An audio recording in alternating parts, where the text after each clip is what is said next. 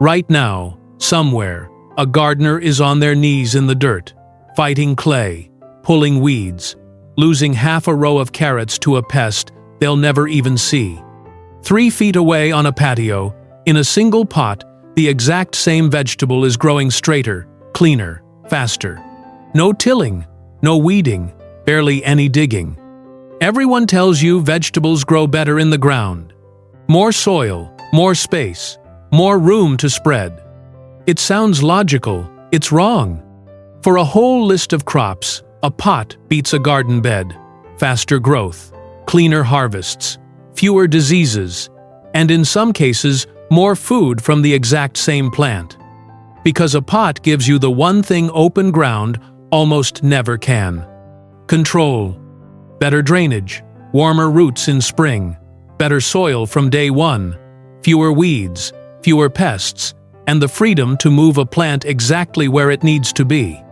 Today, 16 vegetables that grow healthier, cleaner, and more productively in pots than they ever do in the ground. Stay to the end. Because number 1 isn't just better in a pot. It's a plant most gardeners never manage to grow in the ground at all. Let's get started. At number 16, potatoes. Harvesting potatoes in a pot feels like digging for treasure, and a pot makes growing them easier in nearly every way. Here's why. In a bed, you harvest blind. You stab a fork through heavy soil and spear half the crop you were trying to save. In a grow bag, there's no digging at all. You tip the bag over and pour the potatoes out clean. Then there's pests. In the ground, tubers sit exposed to soil-borne disease and to moles and gophers tunneling straight to them. A pot is a sealed island, fresh mix, no crawling access. And here's the real trick. The tuber isn't a root, it's an underground stem. So, as the shoots rise, you roll up the fabric collar and bury the stem in fresh soil. That buried stem keeps forming new tubers all the way up. You stack your harvest vertically, in one small footprint. One care note that keeps your crop edible. Keep the tubers covered. Light turns them green and bitter. For anyone on a patio, a balcony, or a small backyard, that's serious food from a single bag. Sometimes a bigger harvest isn't about more ground. It's about better control of the ground you've got. At number 15, peppers. This one shocks people. Pepper plants often grow more fruit in a pot than in open ground. Here's why. In a big bed, the roots run wild, and the plant pours its energy into leaves instead of peppers. A pot restricts the roots just enough to flip that. Less foliage, more fruit. Then there's heat. Peppers are sun lovers, and pot soil warms weeks earlier than cold spring ground. Warmer roots mean faster growth, earlier flowers, heavier production, especially in cooler climates. And for the hot varieties jalapeno, cayenne, a tight pot does something strange. The mild root stress drives up capsaicin. You get hotter peppers from the smaller pot. Almost impossible to pull off in an unrestricted bed. Same plant, same season, more fruit, more fire, just from changing where the roots live.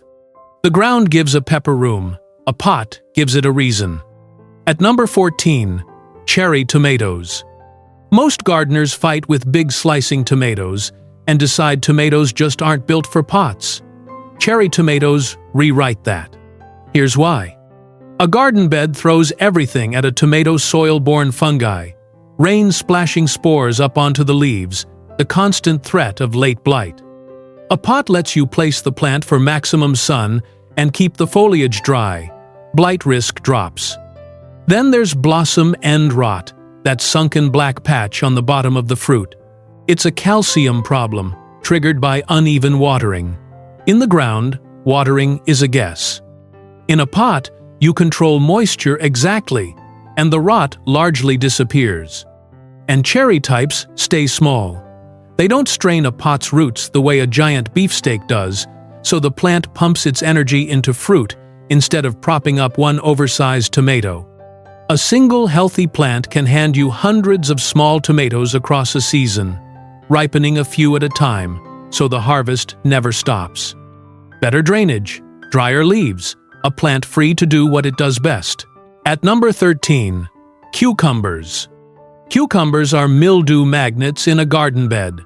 A pot fixes the root cause. Here's why. Sprawling on the ground, the vines sit in still, humid air perfect for downy mildew and fungal disease. Stand them up a trellis in a pot, and airflow rips through the leaves. Healthier plant. Fewer problems all season. That same sprawl eats up garden space. A pot cucumber grows up, not out turning a balcony corner into a full crop. Then there's the fruit. On the ground, cucumbers rest in the dirt and rot, spot, and get chewed. Hanging from the vine, they stay straight, clean, and easy to spot at harvest. Add precise watering, and you kill the moisture swings that stress the plant. One well-supported pot cucumber can outproduce a sprawling ground vine and never touch the soil. At number 12, eggplant. Eggplants are heat addicts. That's exactly why they beat their in-ground cousins. Here's why. Garden beds warm slowly in spring, especially in cooler regions, and a cold-rooted eggplant just sulks. Grow it in a dark plastic or terracotta pot, and the material soaks up the sun, lifting the root zone temperature above ground level. Warmer roots, faster growth, earlier flowers, heavier fruit. Eggplants also hate wet feet. Soggy beds breed disease. A pot hands you full control over drainage. And a fixed bed can't chase the light. A pot can. Full sun is non-negotiable for eggplant, and you can reposition the pot all season to keep it there. Bonus, they're stunning. Purple flowers, glossy fruit. One of the few crops that earns its patio spot on, looks alone, then keeps fruiting through the hottest weeks of summer. Smaller space, warmer roots, more fruit. At number 11, bush beans. Bush beans are already famously easy. A pot makes them almost foolproof. Here's why. They mature fast 45 to 60 days and establish even faster in warm soil. Pot soil heats up well ahead of a cold spring bed, so you get earlier germination and an earlier harvest. They also feed themselves. Beans partner with nitrogen-fixing bacteria at the roots, so they barely need fertilizer, one of the simplest crops to run in a pot's isolated system. And cleanliness. After a rainstorm, ground beans are tangled in mud. In a pot, the pods hang above clean soil, easy to find, easy to pick. Busy gardeners love crops that pay off fast. Sow a fresh pot every 2 weeks, and you've got a steady supply rolling all summer with almost no effort. Quick, self-feeding, relentlessly productive in a tiny space. At number 10, peas. Peas are a cool season crop, and a pot lets you start them sooner. Here's why. Peas want to go in early, but cold ground stalls them. Pot soil warms fast in early spring, so seeds germinate quicker, and the plants get a head start. The open bed can't match. They're also famous for needing fiddly support. Skip it. Short, self-supporting varieties like Sugar Ann and Sugar Daddy produce sweet, crisp pods on stubby vines that barely need anything to lean on. And weed competition, which crowds tender young peas in a bed, simply doesn't exist in a clean pot. An earlier start. No trellis headache. Pods within arm's reach of the kitchen. The ground makes you wait. A pot lets you begin. At number 9, radishes. Few crops reward you faster than a radish in a pot. Here's why. Radishes hate hard soil. Compacted ground stunts them into small, woody roots. Loose potting mix lets them swell quickly and evenly into crisp, clean radishes. Then there's speed. Warm pot soil pushes germination, and radishes hit maturity in 25 to 35 days, some ready in 3 to 4 weeks. About the fastest payoff in all of gardening. And because they grow so fast, they're vulnerable young to slugs and crawling insects at ground level. Lift them into a pot, and you isolate the seedlings from most of that pressure. Sow a fresh, shallow pot every week and you've got a rolling harvest with almost no waiting. Quick wins build momentum. Radishes deliver them on repeat. At number 8, beetroot. Beets are shapeshifters, and the ground rarely gives them a fair shape. Here's why. In heavy clay, the taproot hits resistance and grows lumpy and misshapen. In light, loose pot mix, it expands outward into clean, uniform roots. A pot also unlocks a double harvest. While the root matures below, you pick the young outer leaves up top as salad greens without stunting the beet underneath. 2 crops from one plant. And the pot never sits idle. Pull an early crop, drop beet seeds straight in behind it, and keep that pot working through the year. 1 plant, 2 harvests, 0 wasted space. At number 7, Swiss chard. Chard looks like it needs a big bed. It doesn't. Here's why. You harvest chard leaf by leaf, outside in, so the plant stays compact and never demands the deep root volume a bed assumes. It thrives in pots as small as half a gallon. It's also one of the most ornamental crops you can grow. Varieties like Bright Lights throw up neon red, yellow, and orange stems. A vegetable that doubles as a patio centerpiece. And it keeps giving. Cut the outer leaves, and it regrows, delivering a continuous harvest from spring into early winter. Beautiful, compact, endlessly productive from one small pot. At number 6, lettuce. A garden bed has one fatal flaw for lettuce: heat. Here's why. Beds soak up summer warmth, and lettuce responds by bolting, shooting up, turning bitter, ending your harvest early. A pot is mobile. When the afternoon turns brutal, you slide it into shade, keeping the leaves sweet and stretching the harvest by weeks. Down at ground level, slugs and soil insects shred lettuce constantly, lift it into a pot, and the leaves come out cleaner and grit-free, barely any washing. And succession is effortless. One batch finishes, you refill and resow. No tilling, no bed prep. For an apartment, a balcony, or a back step, pot lettuce is the easiest fresh food you'll ever grow. At number 5, spinach. Spinach shares lettuce's enemy, and a pot gives it the same escape. Here's why. Rising soil temperatures send spinach bolting fast, bitter, and finished. Because a pot moves, you shift it into cool shade and delay that seed head, keeping the leaves tender far longer. Spinach also has delicate roots that hate disturbance, and in a bed, every pass of a hoe to clear weeds risks tearing them. A pot is essentially weed-free, so those roots stay untouched. And it's fussy about water. It wants steady moisture, but rots in soggy soil. Quality potting mix holds that balance far better than unpredictable garden ground. Shallow roots, a modest pot, mobile when the weather turns. Proof that big harvests don't need big gardens. At number 4, green onions. Some crops need a garden. Green onions might be the least needy on this entire list. Here's why. In a bed, aggressive weeds choke them out. Green onions are slim and easily overrun. A pot wipes out that competition completely. Their roots are shallow and compact, so you can sow them at tight 3-centimeter spacing and pack dozens into a single planter, a real crop from a window box. And cleanliness. Rain splashes mud onto onion leaves in a bed. An elevated pot keeps them spotless and easy to snip. Here's the kicker. They regrow from kitchen scraps. Plant the white root ends, and they come back again and again. Once established, they feel almost endless. Tiny footprint, no weeding, a supply that refuses to quit. At number 3, garlic. Garlic looks like a big bed crop. A pot quietly gives it the advantage. Here's why.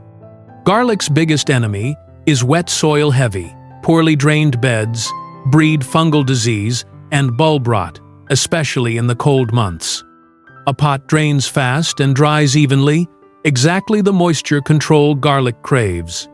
Here's the one that surprises experienced gardeners. In the ground, Garlic demands a 3-year crop rotation to keep soil disease from building up. In a pot, you start with sterile mix every time and skip the rotation rule entirely. And in deep winter, a bed leaves bulbs exposed to freeze-thaw heaving. A pot, you just carry into a sheltered spot or an unheated garage through the worst of it. A pro tip: pick the thrifty types, creoles, turbans, artichokes, over the space-hungry porcelains, and they'll reward a pot beautifully. Plant the cloves in fall, water now and then, and let it ride. Months later, you lift clean bulbs with almost no digging. At number 2, carrots.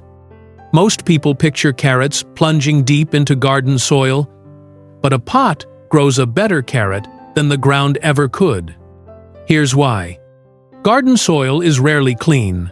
Rocks, sticks, hard clay, compacted layers. They force the taproot to fork, split, and twist into crooked, stunted shapes.